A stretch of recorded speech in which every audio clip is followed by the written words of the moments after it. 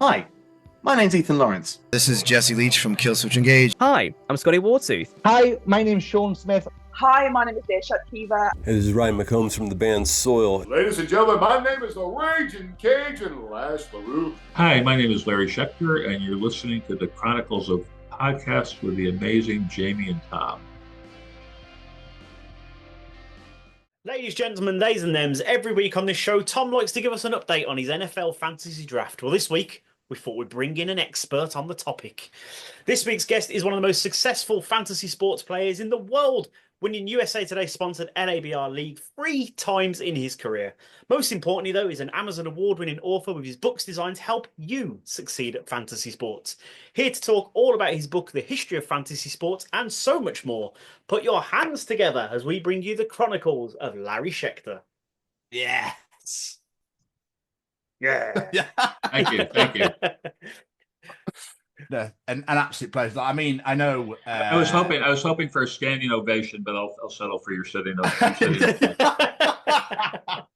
Sorry, Larry. I mean, we could get up, but it'd just be like a big shots of our crotches, and no one wants to see that. No. So, yeah. Right. That's on our other website. No. Now, normally, I like to start off with asking how your day's been, but obviously, we don't want to bring that up on here and sort of thing. But how has your personal Monday been, regardless of what's been going on at the moment? Well, I was thinking about doing the podcast with you guys, and I live in Florida, and thinking about doing the podcast with you in England, it brought back some good memories of visiting London. I was thinking about that today. Yeah, I was thinking about that today because my wife and I, about a year before COVID, we took a cruise, an Asian cruise, starting in Tokyo and ending up in Singapore. Wow. And when I was booking the flights, the best flight back was from Singapore to Miami through London. And I saw that, and my wife and I had never been to London. So I thought, why don't we just stay in London for a few days? And we did, and it was great. Wonderful. What did you do when you were here? We saw some of the sights. The best thing I remember seeing was the changing of the guard at Buckingham Palace. Yeah. Well, I suppose to us it's a bit like we're used to it. Do you know what I mean? It's hard to explain. Like, 'cause we have that all the time, so we're just a bit like, oh yeah, cool. But a lot of people are like, oh my god, really got to change the guard and everything like this and yeah. Yeah, exactly. It's crazy. You go to London, the amount of tourists you get being like, oh my god, are we going to see the Queen or King now? Like, is someone going to appear? No, maybe not, but still we're here. So, Larry, how we like to start these things, we like to take them right back to the days of young Master Schechter. What did you want to be when you were growing up? Has writing always been a passion of yours in sports, or was it something completely different when you were growing up? I probably wanted to be like a professional baseball player or a professional golfer like most kids, but I was at baseball I was horrible. Golf I was okay, but nowhere near good enough to be a professional. So I know I actually by high schoolish or college I wanted to write like the great American novel. And I wrote what I thought was going to be a great book. And it was like a piece of crap, to be perfectly honest. Yeah. The idea was pretty good, but I was not good at writing that sort of thing. But then it's interesting. It turned out years later, I've now written 2 books, although it's not at all the great American novel. It's about fantasy sports, so it's completely different than writing some great fiction novel. But I'm now a published author. What if you don't mind me asking, what was the book about when you started writing before? It was about some stuff that happened in high school. Okay. That was actually, I don't want to get into it right now. It's stupid. No, that's fine. Yeah, sorry. It was pretty interesting, but my writing abilities were not good enough to write like a fiction novel. Well, now you've got 2 books out. Would you ever go back to that sort of thing, or are you happy staying where you are? No, I'm fine. I mean, that's it. I will not be. I have no plans to write another book. This is it. I mean, the book that I just. I mean, my intention was not to be an author. I thought this book was needed. What happened is, 10 years ago in 2014, I'm regarded as one of the better fantasy baseball players. And 2014, I wrote a book, Winning Fantasy Baseball, which was about all of my strategy for fantasy baseball.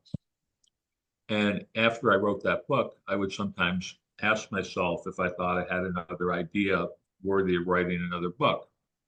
And the only thing I ever thought of that was a good idea was about the history of fantasy sports, because I would look around at the industry and it started out, people hardly anybody used to know what fantasy sports were. And when you played, you would get your reports in the mail. First people would have to do their statistics and the reports by hand, and you get them in the mail. And it evolved into now you got millions and millions and millions of people playing. There's 50 million adults in the U.S. playing fantasy sports. There's more under 18 that aren't even counted in that statistic. There are millions in England playing fantasy sports. Most popular is soccer. And you got 200 million people play fantasy cricket in India. Really? Yeah.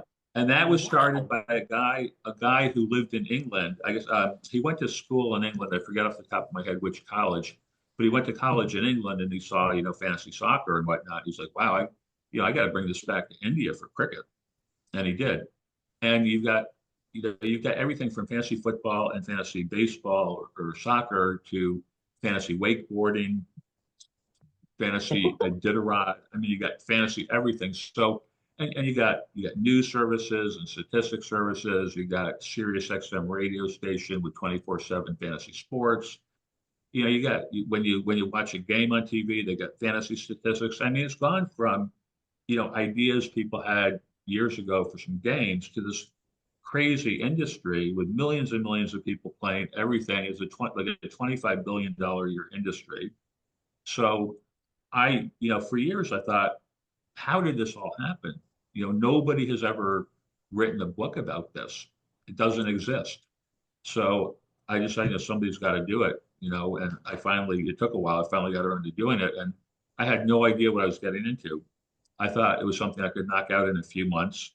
I was completely crazy. It took 18 months full-time work, researching, interviewing dozens and dozens of people and writing to get it done. So, and now I'm spending a lot of time promoting it, to get the word out, because everybody, I mean, the reviews are fantastic. Everybody who likes fantasy sports loves the book. A lot of people who have never played fantasy sports love the book. The Midwest Book Review was done by someone who's never played fantasy sports, and the review says fascinating from start to finish. And the reason is, what happened is when I started, the idea was write the history of fantasy sports, who did what, when, how it all happened. But when I started researching and talking to people, I was finding out these really interesting stories of what people did. Some of them were just fascinating, some were inspirational, some would make you cry, a lot of funny stuff.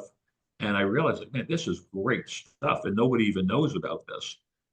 So I realized by telling the stories of the people involved, I would tell the history, but I'd also make it really interesting. Because otherwise, if you just tell the history, it could be written like a boring research paper. Yeah. Yeah. So that's where I have the subtitle. The book is called The History of Fantasy Sports. The subtitle is "And the Stories of the People Who Made It Happen." So that's what's made it really interesting. And people are just saying, it's fascinating. It's easy to read. There are people who've been in the fantasy sports industry their whole life that say they never even knew most of this stuff. So yeah, it turned out great. So yeah, that's it. I have no plans to write another book, although right now I did 2014, 2024. So I'm on this 10-year run. Who knows? Maybe by 2034 I'll write something. Yeah. You're finished in the promo for all this, man. Like, no more books. You'll be like, I've just had an idea. Shit. I'm gonna end up doing another one, aren't I? But no. But for you to get where you are today, though, you've obviously got to have that love for sports. Where did that come from? Was that from childhood, or was it something that you grew into? I love sports from childhood.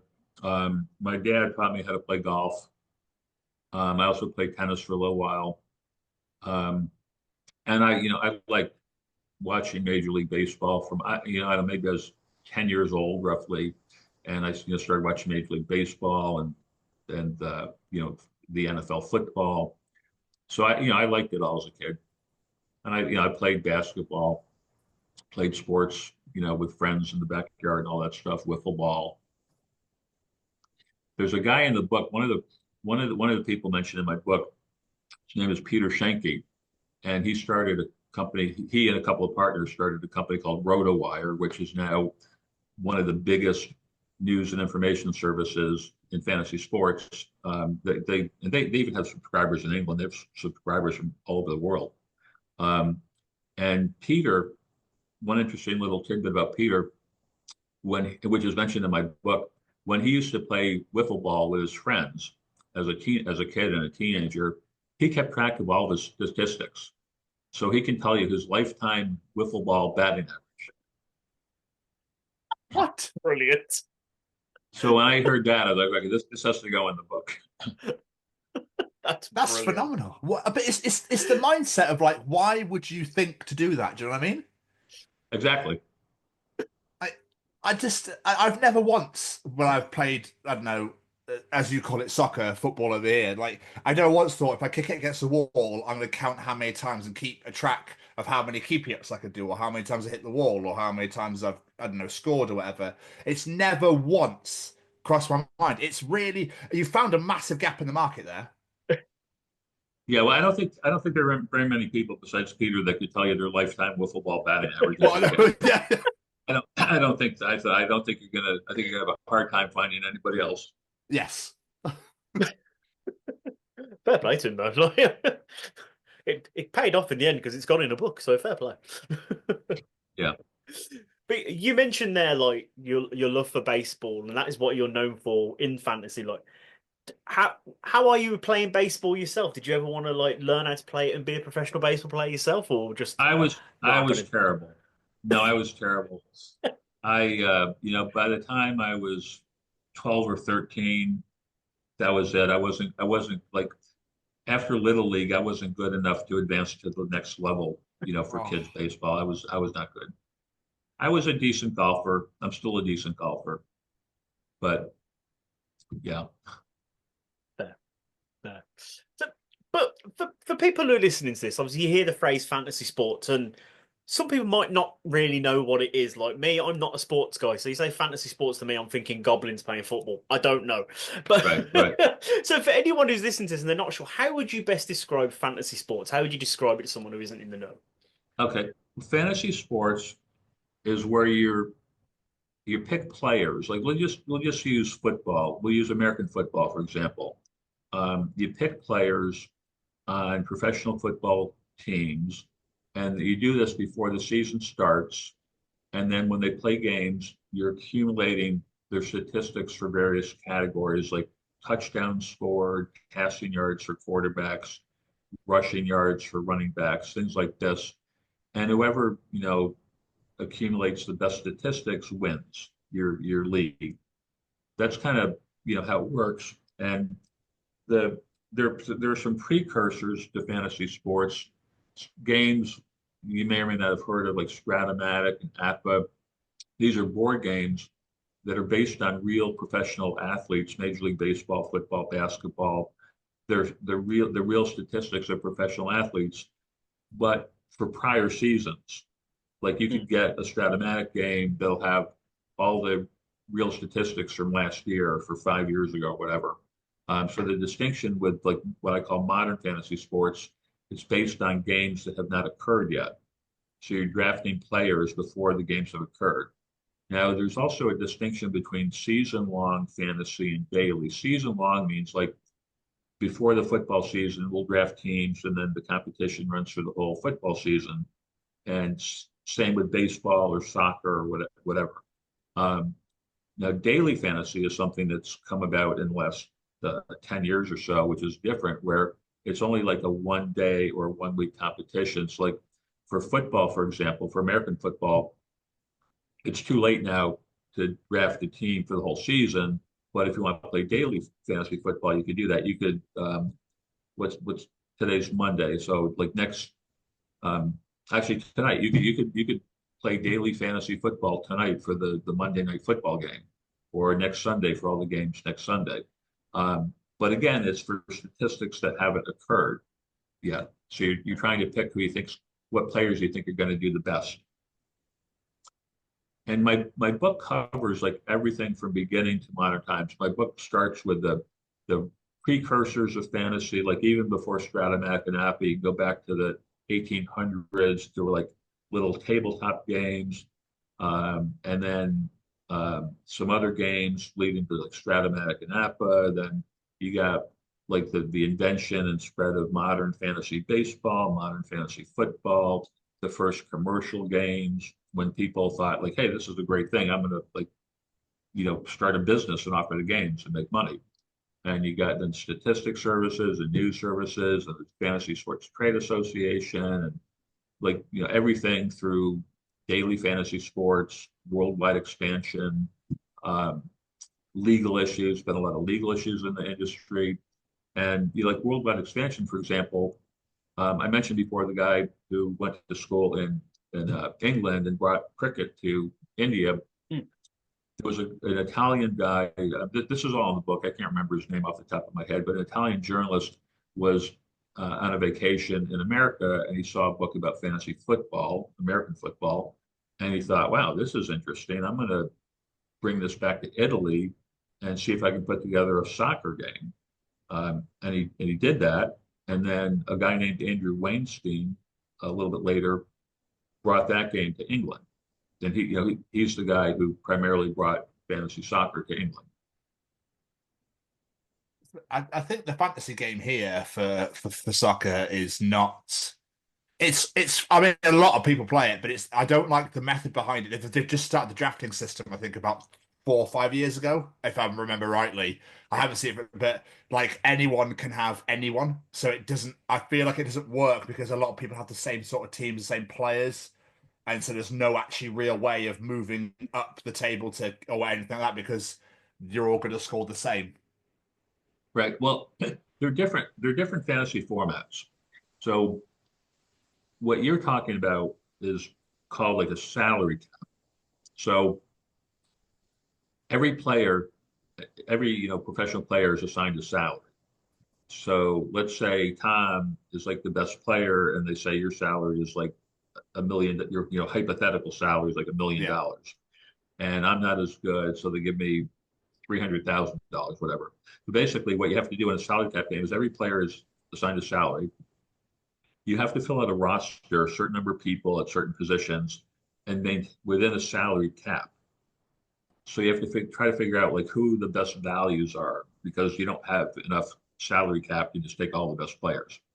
So when you do that, you're going to have some common players. Like in that format, if I'm competing against you, we're going to probably have some of the same players, and some of the players will be different. Now, there are other formats where you only have one player only goes to one person. Like a draft format, we would draft all the players. So like my turn, I take whoever I want. Nobody else can take them. Then you take whoever you want. That's so you just so everybody every player you have, nobody else has. Yeah. Yeah. I much prefer that method. Much prefer it. Yeah. So, I mean, I got Derek Henry in the 3rd round this year. I mean, you can't really go wrong with that, can you?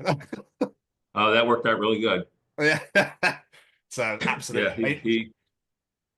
He worked out. I mean, if they were drafting over again, he'd be a 1st round pick. Yeah. 100%. Him and Saquon, number 1 and 2, I think. Yeah. But is there a method in the madness to picking the perfect team? Well, you're not going to pick the perfect team, but pick a good team. Yeah. Well, I mean, there's a method. I mean, it involves trying to make a good projection of what you think players are going to do, like as best you can based on like Derrick Henry, for example, based on his past history and his new team going to the Ravens. What's your best guess how many touchdowns he's going to score, how many yards he's going to get? and depending on the rules of your league, I mean, leagues don't all have the same scoring system. So, based on your scoring system, what's your best estimate for what he's going to do? And then you just got to, think it through as far as who's better than who else. Yeah. Or in a salary cap league, you got to kind of compare the value you think someone's going to produce compared to what their salary is. Like, there's a lot more that goes into this than I ever realized. I'm not gonna lie. Yeah. Well, the thing is, people who play fantasy sports, whether it's fantasy soccer, football, whatever, some people spend a lot of time doing it and trying to, analyze all the strategy and what I was just talking about. You can spend hours and hours and hours, and other people play very casually, and they don't, they're just fun. They don't spend too much time trying to figure it out, or, they'll listen, they'll like go on to RotoWire or Roto World, or they'll listen to Sirius XM Fantasy and hear what the expert, the so-called experts think and use their advice. And one thing about fantasy that's very important that really, I mean, if you read my book, it just comes through so loud and clear. It's unbelievable. And this is something I discovered as I was going through the process of researching and talking to people. The thing that's amazing is it builds relationships. Fantasy sports is a cultural phenomenon. It builds relationships like crazy. You got high school or college friends who probably would have drifted apart over the years, but they started a fantasy league for something, and their league is still going 30, 40, 50 years later. And now they're like 70 years old, gray and balding, still playing in the same fantasy league, and they're still friends, and their wives are friends, and their kids are friends. And you've got co-workers who play that really bond at work because of it. And you'll have, like maybe in a company, you got like a sales department and you got an accounting department where these people would never interact. But because they're in some fantasy league together, they interact. One of the guys I interviewed for the book, Mark Mariani, worked for CBS Sports and Turner Sports. And he said when he got his first job in sports, he was invited to play in his company's fantasy football league. And he had never heard of fantasy football, but they explained it all to him. And he realized if I join this, he was in Chicago. He realized if I join this league, I can call my boss's boss's boss's boss in the fancy office in Manhattan, and he'll take my call to talk about a trade or whatever. And so he joined the league. This is a guy who ordinarily would not take his call in a million years. You get parents and children playing together. You got there was a fantasy football draft in Las Vegas where you have a plumber sitting next to the CEO of a Fortune 500 company, and the two of them are talking like they're best buddies. Yeah. So it's just Obama played fantasy football when he was running for the first presidency. During his campaign, he was playing fantasy football. That's incredible. It's just this whole thing. It's just this cultural phenomenon that brings people together. It's great. People love it. So my book is really about the entrepreneurs that built this industry and their stories, and about the cultural phenomenon, and more than like about fantasy sports. That's why people who never played fantasy sports find it very interesting. I meant to ask earlier, how did you even get into fantasy sports? Because I know you started in like the 90s, didn't you? Yeah, I started in the early 90s. The way I got into it was actually very unusual compared to most people. I lived in Boston at the time. I was driving around Boston one day, and I heard an ad on the radio for something that sounded very interesting. It turned out to be a fantasy baseball league, and that's how I got into it. And I loved it immediately. I played that for, I can't remember, it was either a year or two, and then they went out of business.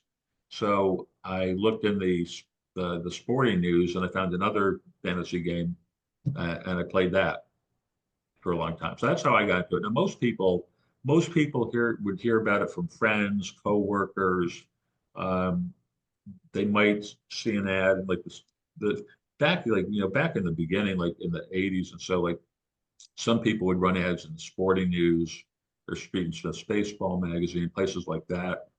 But a lot of word of mouth.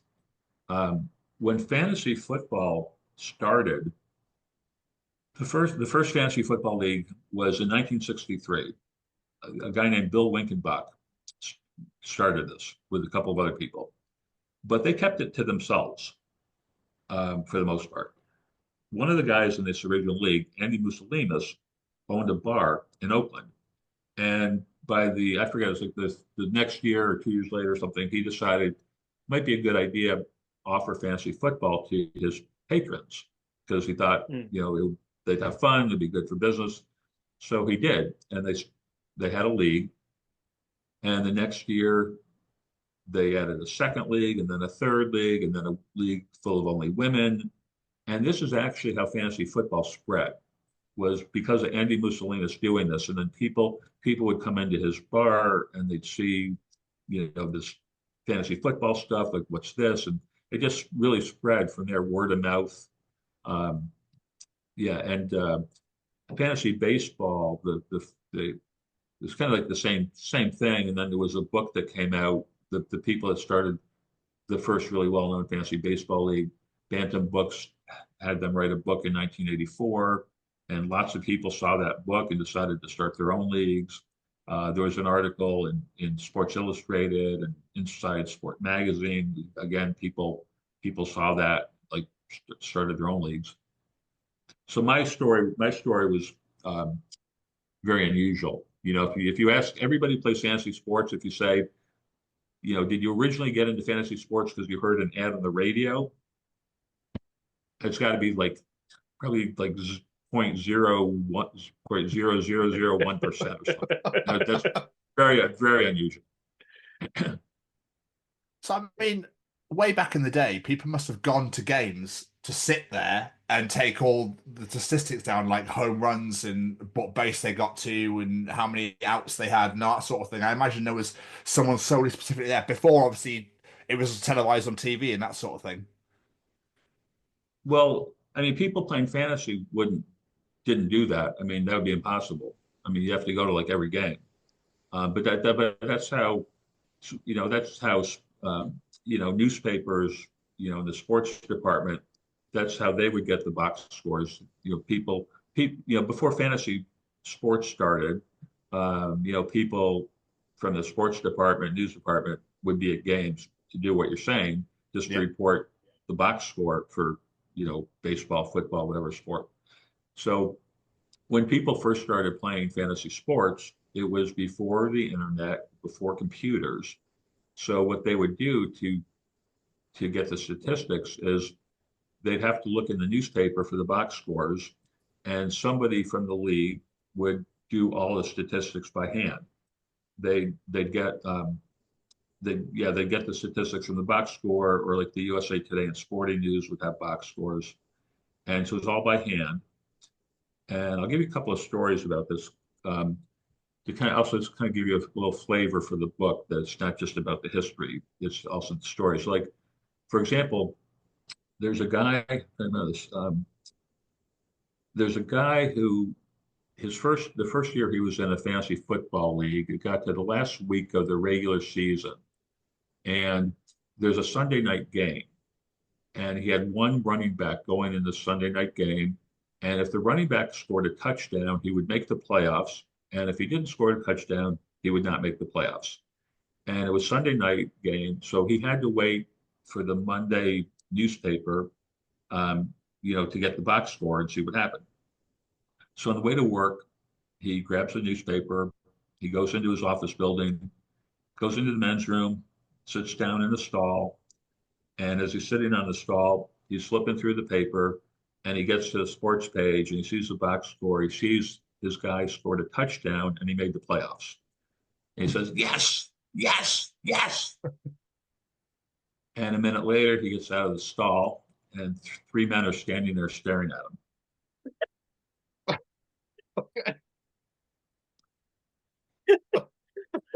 I mean, it's not every day you hear someone shouting yes from a toilet stall, so it makes sense. Exactly. Yeah. Exactly. And then another example, one of the first when computers came around, people who were the first, savvy with computers, some of them, looked at fantasy sports and thought, hey, I can do all these statistics on computer. Would be a great thing to offer fantasy players. And one of the first companies was in Pennsylvania. A couple named Jim and Gloria Berger um, did the stat service for baseball and football. And what you did then was for baseball, the USA Today published the American League statistics on Tuesday and the National League statistics on Wednesday. So Gloria would read the statistics from the USA Today. Jim would enter them into the computer Wednesday night, and Wednesday they'd calculate the results and mail all the standings to their clients. One Wednesday, Gloria went into labor, but they didn't let that stop them from doing their job. So in between contractions, Gloria read the statistics from the USA Today to Jim. And then she'd feel another one come on. She'd be, oh, wait. Here comes another one. Wait. Oh, okay, it passed. And then she continued. That's mental. And their daughter was born, and they got their statistics in the mail Wednesday night on time. And now, 37 years later, the daughter born that day plays in a fantasy football league with her dad. Oh, unbelievable. That's incredible. Yeah. And that is dedication. These are the stories that make the book really interesting. Yeah. Whereas like a research paper book would just say, 1986, Jim and Gloria Berger started one of the first stat services, and they got this, stats from the USA Today on Tuesday, and it'd be like really, they would, you would tell what happened, but it was really boring. That's incredible. That's absolutely amazing.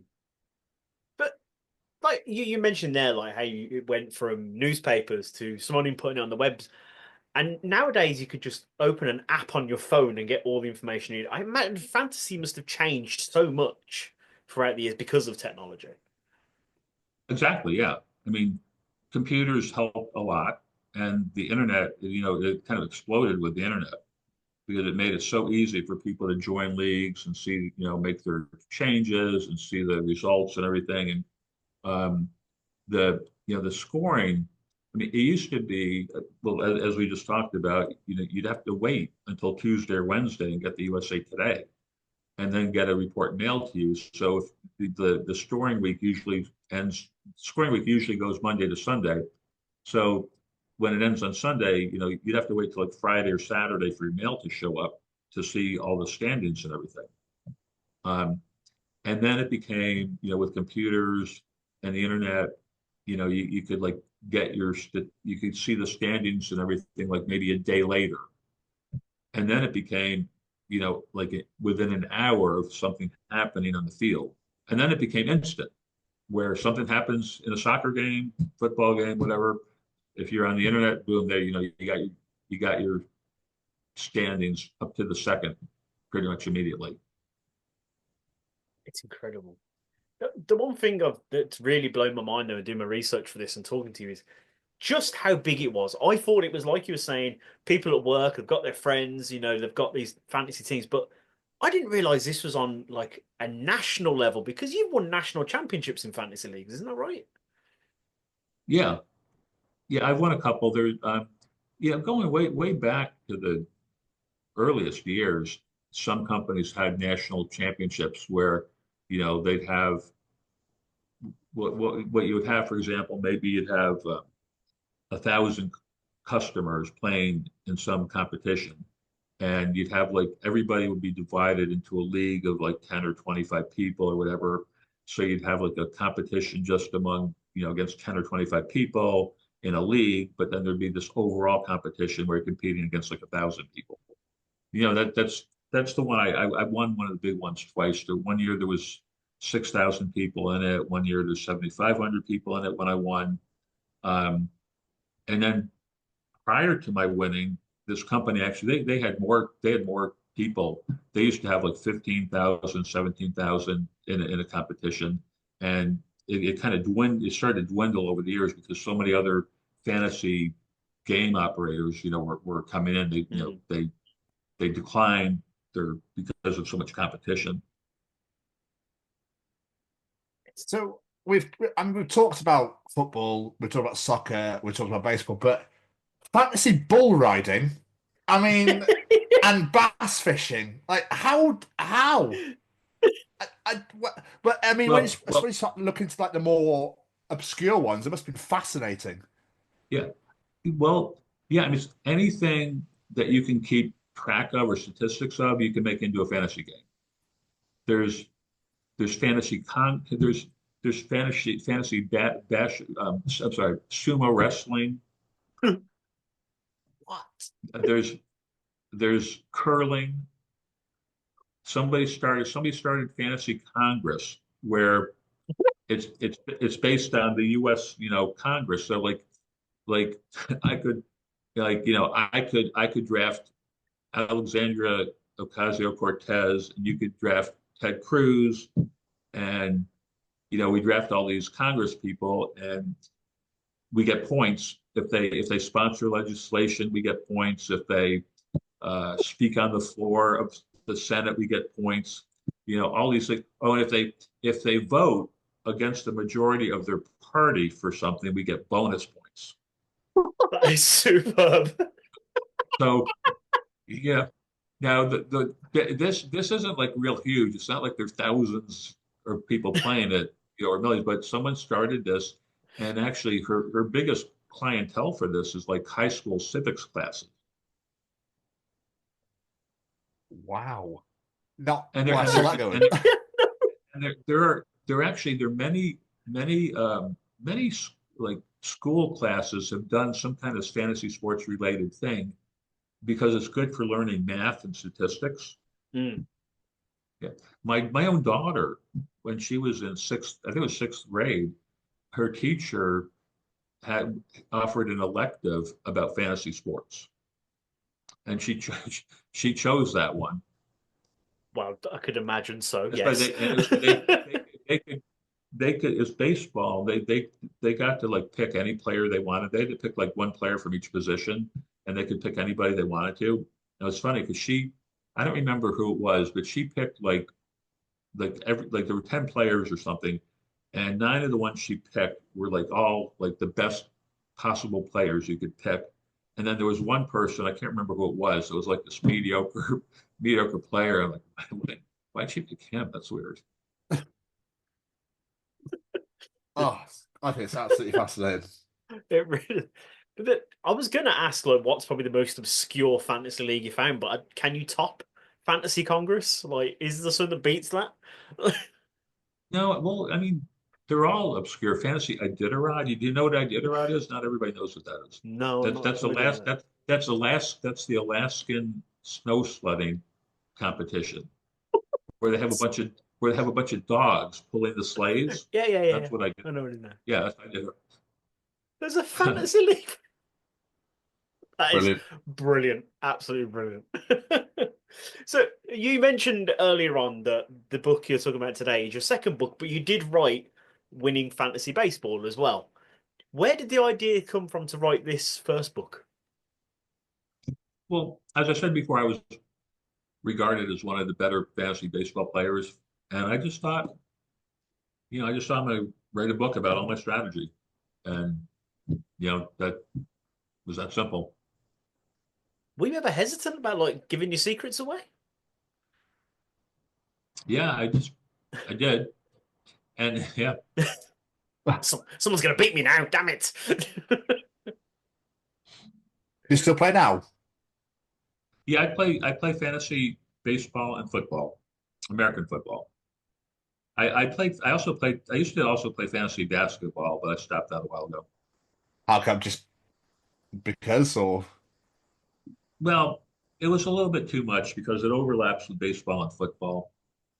And it was a little bit too much.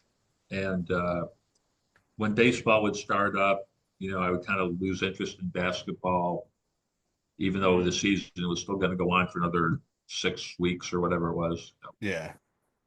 But didn't you manage like 22 teams at one point? No. I read that some. Okay, I'm obviously reading What do you? something. No, I don't think so. No, maybe if you combine. I mean, I would typically have like probably 5 to 7 baseball and 5 to 7 football teams. Okay, because I But mean, do you find that you're picking similar players regard? Because I've played in a couple of leagues. I play in one now because I can't deal with too many because I always pick the same players. So I can't. Mhm. Do you know what I mean? Because you have that method, don't you? Where it's like, well, this is who I want and this is the round I want to take him in. And obviously, if Right. people take him before, then you go for whoever you wanted next. But like, because I took Brees Hall in the first round this year, and Saquon was sat right there. But you know, we all make mistakes, Larry. We all make mistakes. Well, So. well, who knew? No, nobody could have predicted Saquon would do what he's doing.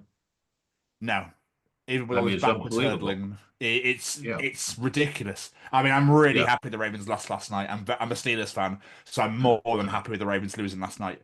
Um, but yeah, I mean, it's. I find that when you were having however many you had, like, were you picking similar players or were you trying to differentiate each team? Well, I would try to differentiate.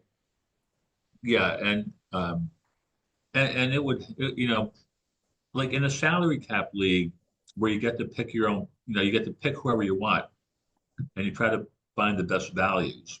Like the big one that I wanted, the CDM, the one where I beat 6,000 people and 7,500 people. I had, when I won those, I probably had something like maybe 4 teams each year, and one of my teams is the one that won the whole thing. So what I would do for that is, when I before the season, when I evaluate the players and who I thought was a good value for their salary, probably half of them were like clear cut. You got to have this guy. There's such a good value. You got to have this guy. And then there'd be a bunch of other ones where they're like very close calls. So I would kind of differentiate with the close calls. And then as far as like a draft league, it's partly the same thing where some of them, I think they're such a good value. They're going to be on most of my teams because I'm going to want to take them before other people do.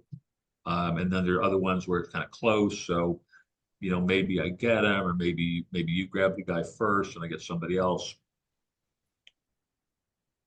Yeah. Do you ever find it hard to put like personal feelings aside for this sort of thing? Because obviously, I know you're a massive Red Sox fan. So is it like, I want all the Red Sox players, or have you got to be like, nope, I've got to think about this logically? Right. Well, for me, my favorite team is not the Red Sox. My favorite Oh, do team is my apologize. fantasy is my no, my favorite team is my fantasy baseball team. Smart, smart, The Red smart. Sox are my favorite professional team. Okay. So I'm good at just you know looking at who I think's best for my team, my fantasy baseball team. Now, some people, they're going to play favorites, and that's fine. If you're a big Yankee fan and you want to get a bunch of Yankees because you like them. I mean, it's whatever's fun. I mean, there's definitely a competitive thing where people want to win, and then there's this fun thing people want to have fun. If it's not fun, what's the point? So, if somebody just wants all their favorite players, or from favorite team, fine. Or they don't want to take Barry Bonds because they think he did steroids, which he probably did. It's like I mean, you know, there's some people that it's like, well, this guy, I don't want this guy because he said he's going to vote for Trump, or I don't want this guy because they say he did steroids. So, well, all right, that's your choice. I mean, just yeah, My friend Matt, he basically joined a league where they decided to make the rules where they pick all the players from the teams they support. So he's a massive Seattle Seahawks fan. So he has literally like, Geno Smith and then Kenneth Walker, DK Metcalf, right, etc. I think that's such a clever way of doing it. It's such a cool idea. So like if your team does well, your fantasy team's gonna do well. right. Well, actually, before fantasy baseball became known, there were a lot of people that had their own kind of primitive versions of fantasy baseball um, that I discovered in researching the book. And one of them, they took teams. They had a draft. They had like 4 guys. They could each take like 3 teams, and get the statistics from the whole team. And the reason is it never occurred to them to take individual players. They just never even thought like, oh, we could take individual players. They never thought of it. They're like, let's each take a team. Oh, love it. This is fascinating. Yeah, it's absolutely fascinating. I love it. Yeah.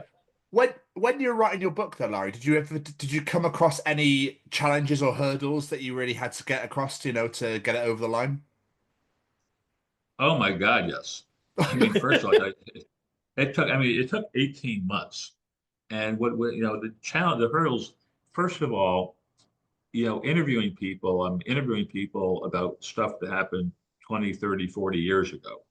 And most people can't remember what they had for lunch yesterday. So, that was difficult. And sometimes I would get conflicting information from people, and I'd have to try to figure out what was really true. And when I would learn things, and one of the reasons it took so long, when I would like learn something, and that would send me down 5 more new rabbit holes. I mean, I could have kept going. I mean, I could still be working on it. I could have made it 36 months. Yeah.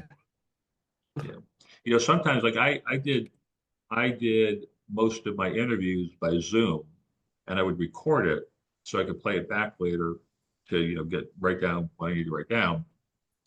And watching myself back on the recordings, sometimes I felt like I was an attorney doing a deposition, or a police detective interrogating a suspect. I'd be like, now, Jamie, you just told me A, B, and C, but I read an article in 1980 where you said D, E, and F. Were you lying then or are you lying now? I'm just here to talk about sports, Larry. I would typically go with what they said in an article 20 years ago, because that was like more recent. That's probably now they just don't remember. But obviously, you've told us loads of stories while doing this conversation today that have blown mine and Tom's mind. Is there any like stories or facts and things you found out while doing your research? You're like, what? This is a thing? Like, you just absolutely blew your mind to hear. Well, we've talked about some of them. I mean, 200 million. I didn't know 200 million people played fantasy cricket in India. Yeah, that's nuts. I mean, that's great. That's 3 times more than play fantasy sports in the U.S. And I didn't know there's fantasy Iditarod and all these other fantasy things. And I didn't know there's something there's a company that really brought fantasy hockey to the masses in Canada and then to the US, which I had never heard of, and most people, even in the industry, had never even heard of. They had 1 million people playing fantasy hockey in Canada through newspapers back in the 80s. Just all kinds of stuff. Paul Charchian,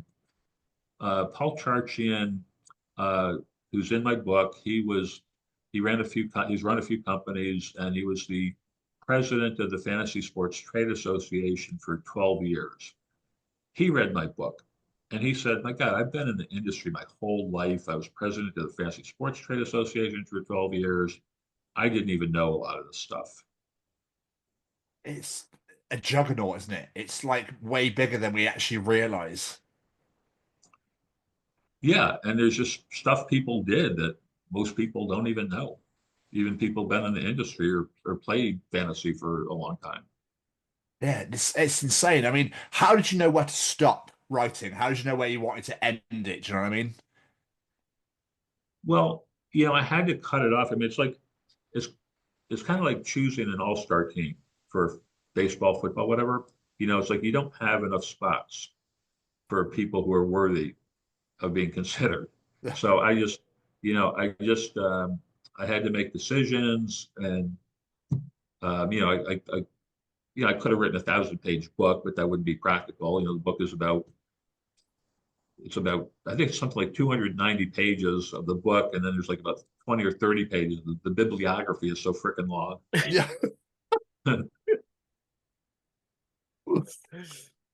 Insane. It is.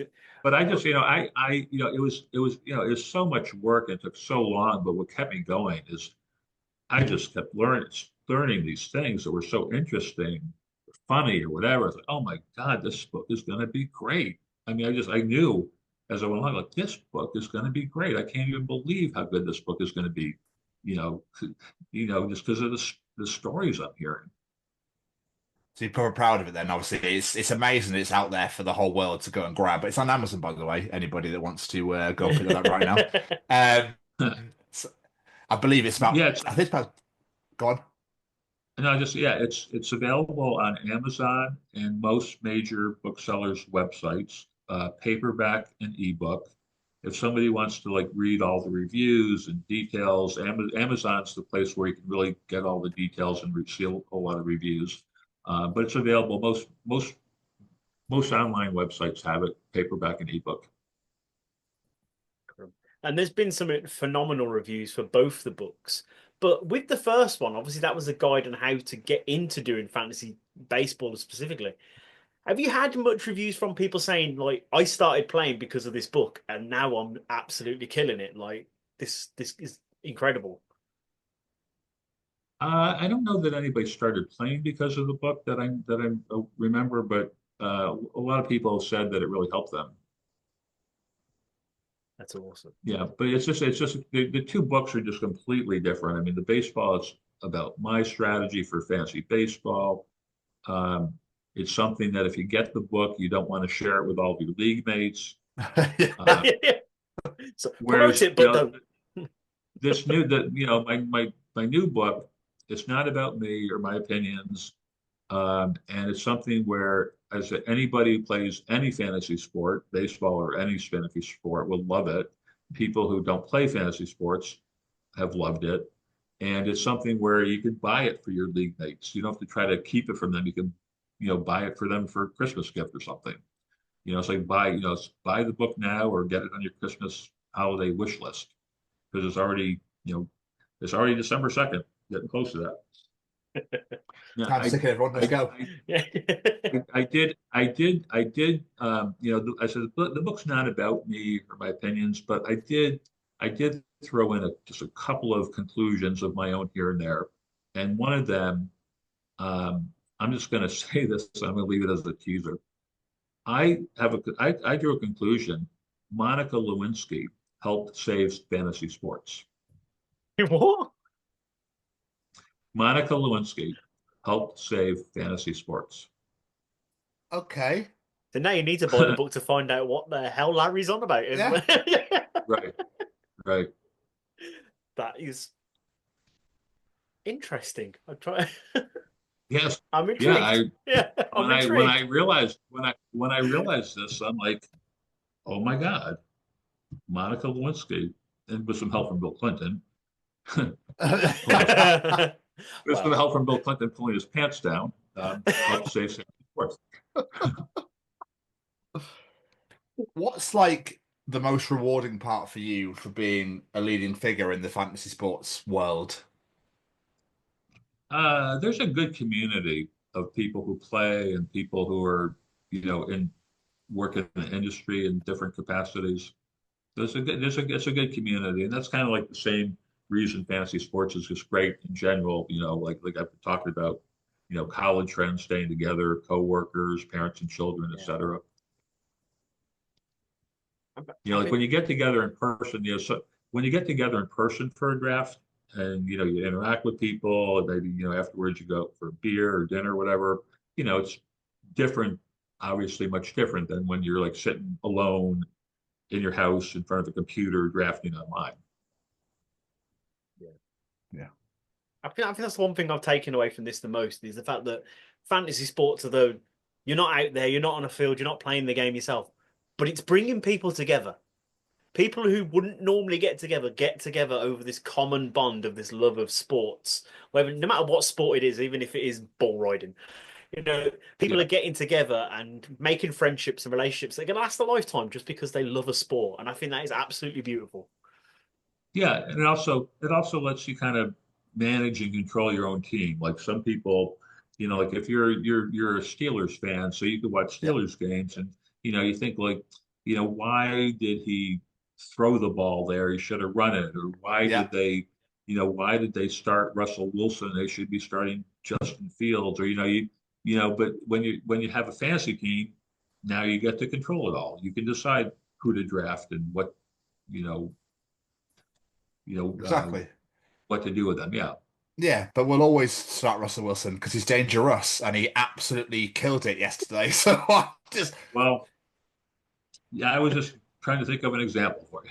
no, I know, and I appreciate it. Yeah. Yeah. But I would have Jalen Warren over Najee Harris. They were pretty damn good yesterday. Oh my with days. With it 41 points or something, I think. 44-38 beat the Bengals. Unbelievable game. Unbelievable. I didn't think it was going to end at one point. I just thought we were going to score on each other. Right. But to watch Joe Burrow be absolutely miserable was the cherry on the top. So Larry, before we let you go, like people are listening to this and they're like, do you know what? I'm going to give this a try. Next season, I'm going to make my own fantasy team. What's some advice you might give them to prepare them for the first time? Because I've been talking about this on the show. I'm not a sports guy, but I want to get involved in this. Tom keeps talking about it and I want to get involved. So what's some advice you might give me to go into this for the first time?